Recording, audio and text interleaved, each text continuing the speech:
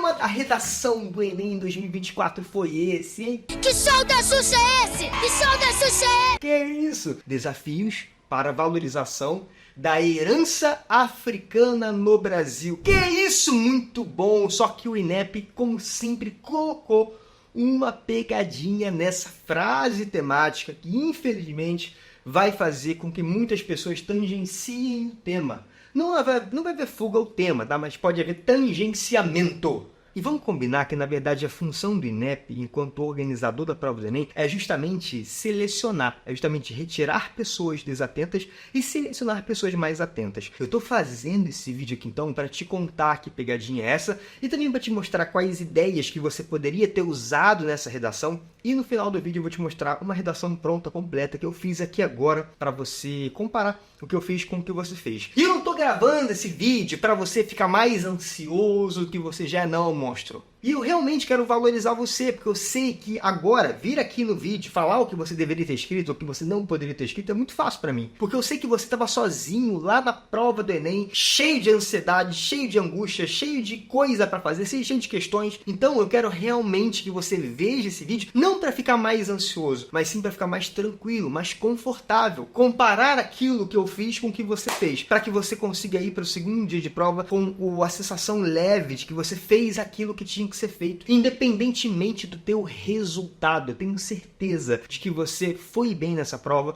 porque você tá aqui no YouTube, está estudando, está se dedicando. E caso por acaso você tenha fugido ao tema, tangenciado o tema, caindo nessa pegadinha, não tem problema.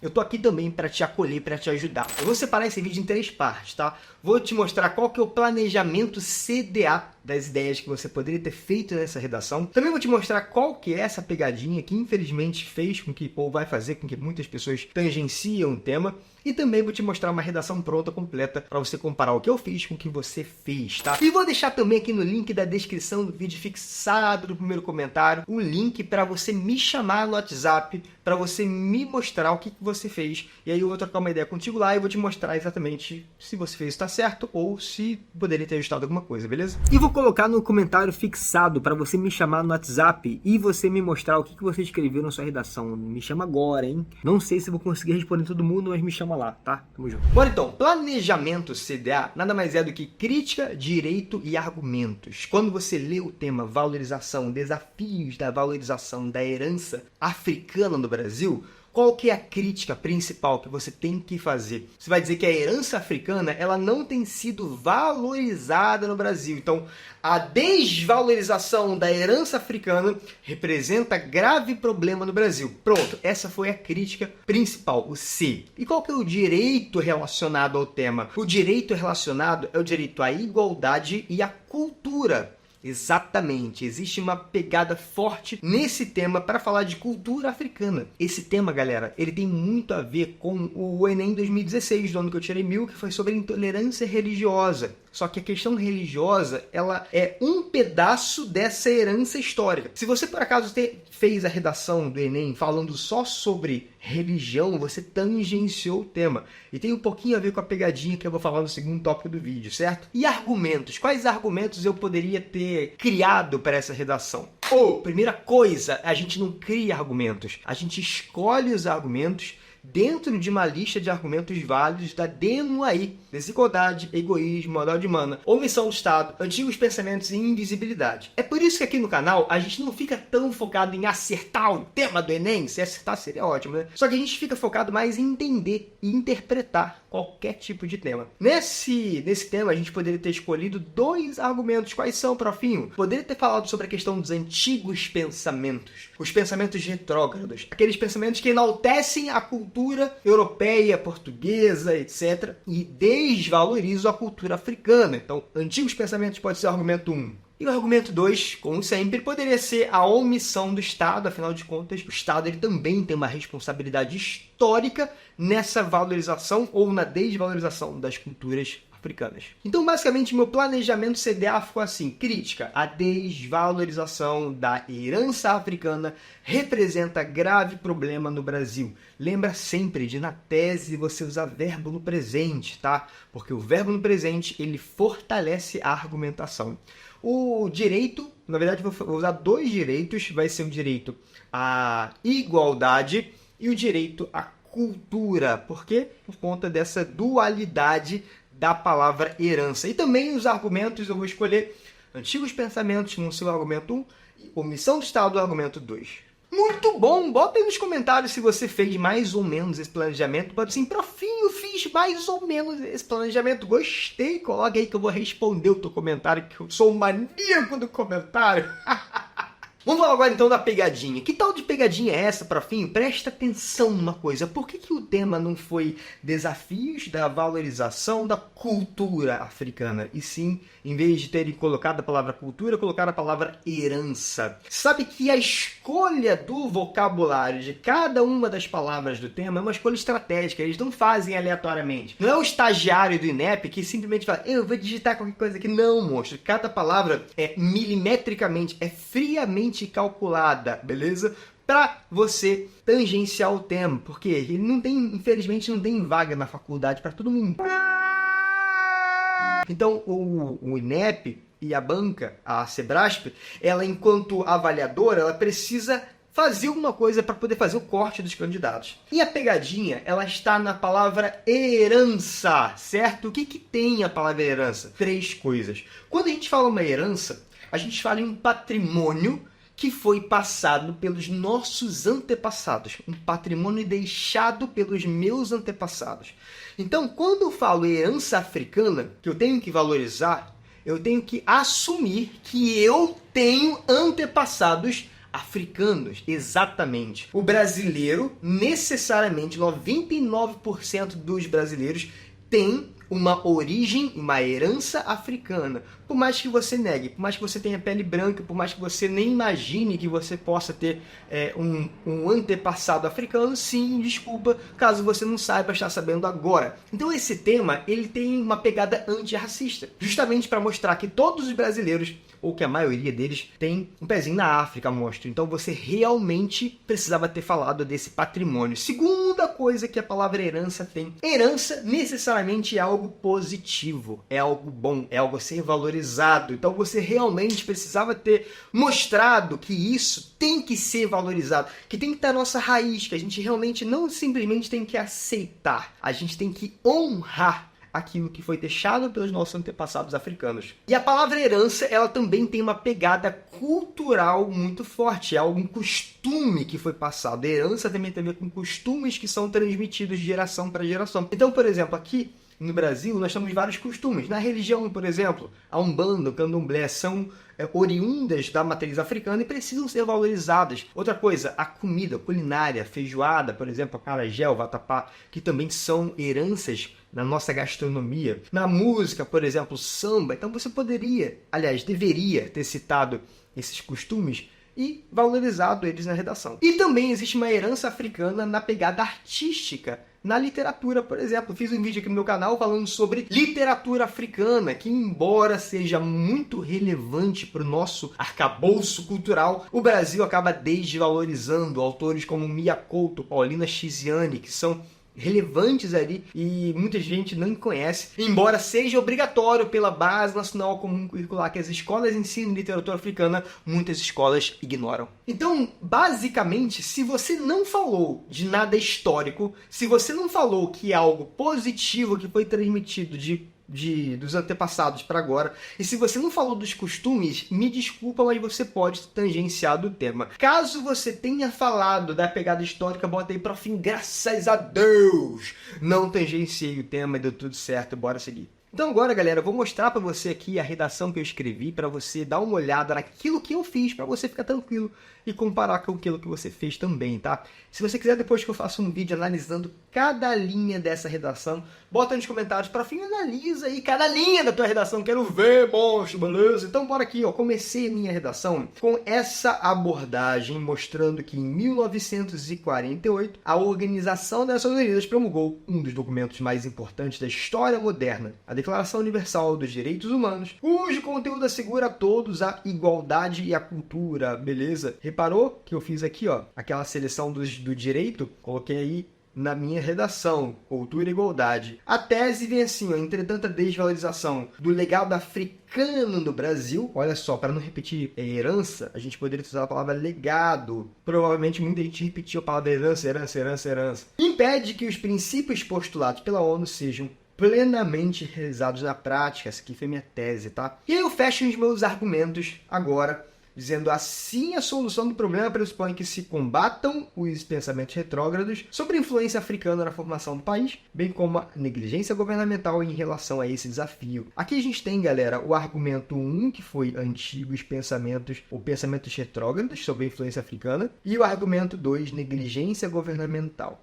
Certo? E uma coisa que eu sempre falo com os meus alunos lindos, não adianta você apenas colocar os argumentos. Você precisa fazer uma microcontextualização. Ou seja, mostrar aqui, ó, sobre a influência africana na formação do país. O que é microcontextualização? É uma pequena explicaçãozinha do argumento para que ele faça minimamente sentido na introdução. Vamos, isso é microcontextualização. Aqui embaixo também, em relação a esse desafio. E outra parada, monstro! Você precisava fazer uma coisa. Que coisa? Você tinha que ter usado todas as palavras do tema na introdução. Em todos os parágrafos, na verdade, mas na introdução é muito importante. Porque a introdução é o primeiro momento, o primeiro contato que o teu corretor tem com você. Então eu tenho que usar a palavra desafios. Então eu usei aqui, ó, desafios.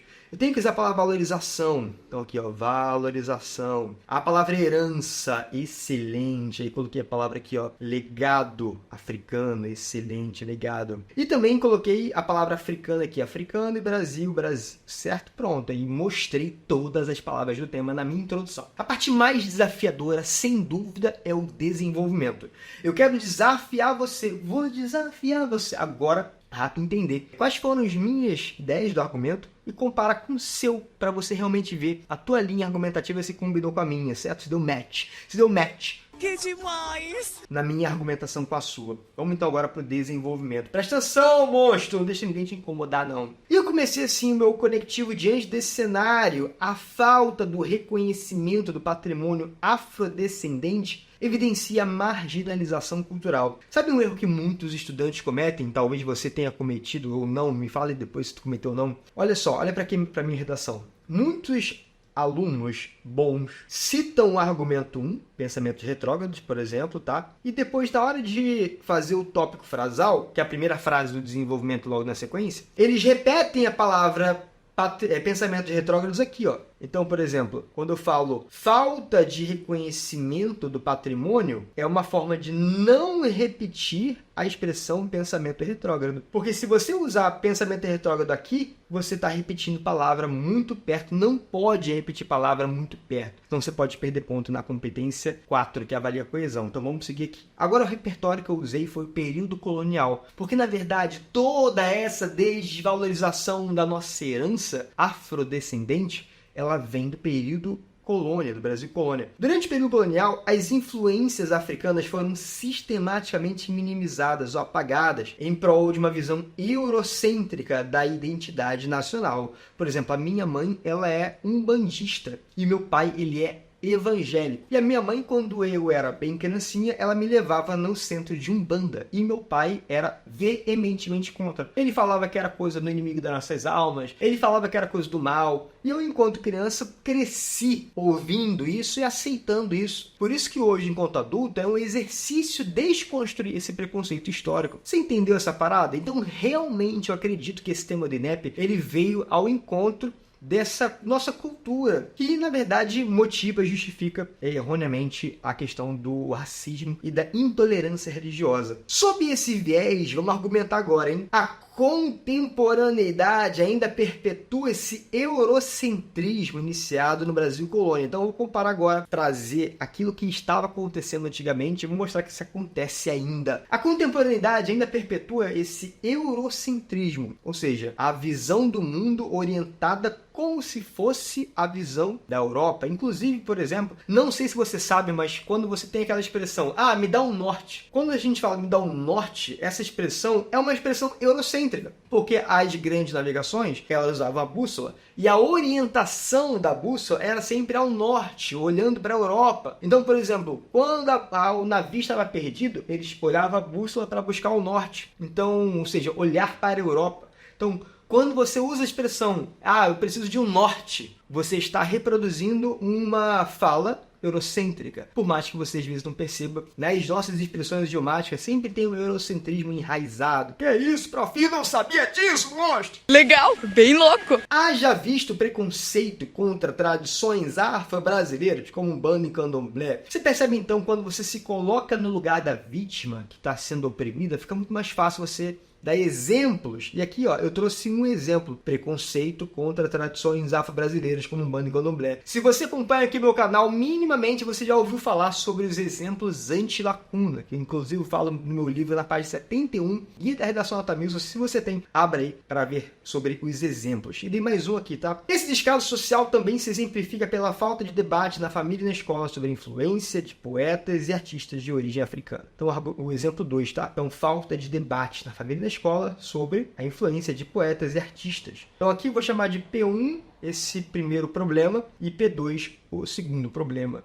Por que eu seleciono P1 e P2? Que são os exemplos dentro do meu desenvolvimento. Para quando chegar lá na conclusão, eu solucionar. E como é que eu faço isso? Eu vou te mostrar. Se você, por acaso, não conseguir solucionar os teus problemas, você vai ter problema. Eu vou te mostrar como é que você vai fazer isso daqui a pouquinho, lá na conclusão. Conclusão é muito importante. Vou separar esse vídeo em centenas de milhões de capítulozinhos. E na parte da conclusão, eu vou falar sobre a solução dos problemas, beleza? Então não fica ansioso não, tá? Continua. Enquanto os comportamentos ultrapassados persistirem, esse legado continuará sendo subestimado no Brasil. Fechei o meu desenvolvimento 1. O desenvolvimento 2 ele é mais desafiador do que o 1, porque o desenvolvimento 2 é o momento que eu falo da omissão do Estado. Como é que vai ser então? Ademais, John Locke, expoente filósofo contratualista, desenvolveu o conceito de contrato social, segundo o qual os cidadãos devem confiar nas autoridades públicas, que em contrapartida garantiria direitos básicos, como igualdade e respeito às diferenças culturais. Que o meu repertório não fiz tópico frasal nesse segundo desenvolvimento, não tem problema, não tira ponto, no ano que eu tirei 1000, e as minhas alunas da 1000 não fizeram tópico frasal no desenvolvimento 2, porque não deu espaço, simplesmente não deu espaço, e tá tudo bem, tá? Beleza. Ocorre que essa garantia se mostra no Brasil uma utopia, sobretudo no que se refere ao reconhecimento das raízes africanas. Então eu mostrei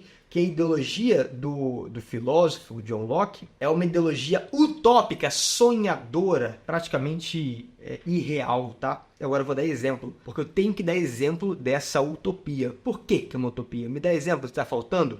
Então bora ver aqui agora. Essa falha estatal pode ser exemplificada pela fragilidade nas medidas governamentais, como a ausência de centros de fomento às expressões culturais de origem africana, bem como a falta de recursos educacionais que abordem a literatura afro no currículo escolar. Então aqui eu trouxe 2 exemplos dessa falha estatal. Qual é o primeiro exemplo? A ausência de centros de fomento às expressões culturais de origem africana. Aqui eu vou chamar de P3, tá? O problema 3. O P1 e P2 estão no desenvolvimento 1 e o P3 e P4 no desenvolvimento 2. Eu realmente eu separo os problemas para eu conseguir depois, lá na conclusão, solucionar. A maioria deles, pelo menos. E lá no P4, a falta de recursos educacionais que abordam literatura afro no currículo escolar. P4. Pronto, eu levantei 4 problemas. Lá na minha conclusão agora, eu vou me esforçar para solucionar os 4 problemas. Mas se não der, para solucionar P1, P2, P3, P4, eu posso solucionar só o P1 e P3, ou P3 e P4, ou P1 e P4. O que eu não posso fazer é solucionar um problema que eu não levantei antes. Então, por exemplo, você percebe que eu não falei aqui de omissão da mídia. Eu não falei que a mídia é omissa. Embora eu acredite que a mídia seja omissa, na educação antirracista, eu realmente acredito nisso. Só que eu não falei aqui. Então, se eu não falei aqui na minha redação, não há que se falar disso na conclusão, sacou? Então, vamos aqui agora ver a continuação desse desenvolvimento. Nesse sentido, se a negligência estatal se mantiver, o país será obrigado a conviver com um dos mais graves problemas de sua história, a perpetuação do racismo estrutural e da invisibilidade do patrimônio afro-brasileiro. Fechei meu desenvolvimento, agora bora para a parte do fechamento. A parte que vale 200 pontos sozinha. Que isso? Essa parte é muito importante, vale sozinha. Um quinto, né? Porque na matemática eu divide por 5, vale 1000, então um quinto, né? Exatamente. É urgente, portanto, que os Ministérios da Educação e as escolas superem o preconceito histórico contra as raízes africanas por meio de projetos comunitários, como a criação de centros de fomento à expressão de origem africana e a distribuição de materiais didáticos que valorizem esses artistas e combatam o preconceito contra as manifestações culturais. Percebe que aqui eu dei a resolução para tudo, né? Ó, eu trouxe aqui a solução do criação de centros de fomento às expressões de origem africana. Quando eu falo dos centros é o P3. Ó, então aqui eu resolvi o P3, certo? Beleza. Depois eu dou a solução para a questão dos materiais didáticos, que valoriza esses artistas. Cadê materiais didáticos? Aqui é o P4, ó. Recursos educacionais P4. Um P4, ok. E também falei sobre preconceito contra as manifestações culturais, que eu também trabalhei lá no meu desenvolvimento 1. A exemplo da Umbanda e do Candomblé, trouxe aqui os exemplos. Lembra que eu citei lá no meu primeiro parágrafo? Eu cito a Umbanda e o Candomblé no P1. Então aqui agora eu vou solucionar. Pronto, aí, viu? Solucionei. Eu não preciso necessariamente solucionar na ordem não, tá? Eu posso solucionar P3, P4 e P1. Não tem problema nenhum. Ah, faltou solucionar o P2. Mas não tem problema, eu não sou obrigado a solucionar os 4. Mas algum deles tem que entrar lá na minha solução, certo? Eu não poderia solucionar P5 até agora que eu não levantei P5. Essa medida terá a finalidade de mobilizar o Estado das sociedades no combate à marginalização cultural e na promoção da igualdade. Fechou a finalidade? A redação fecha assim, ó. Desse modo, a ideologia de Ibope poderá deixar de ser em breve uma utopia no Brasil. Caraca, gostei muito desse tema. Eu espero de verdade que você tenha feito uma boa redação, que você tenha realmente alcançado a sua nota 1000. Depois me conta aqui qual foi a sua nota. E agora eu vou deixar um outro vídeo muito legal também, que eu analiso literalmente linha a linha cada um desses trechos dessa redação do Enem 2024. Então clica nele e continua vendo. Valeu!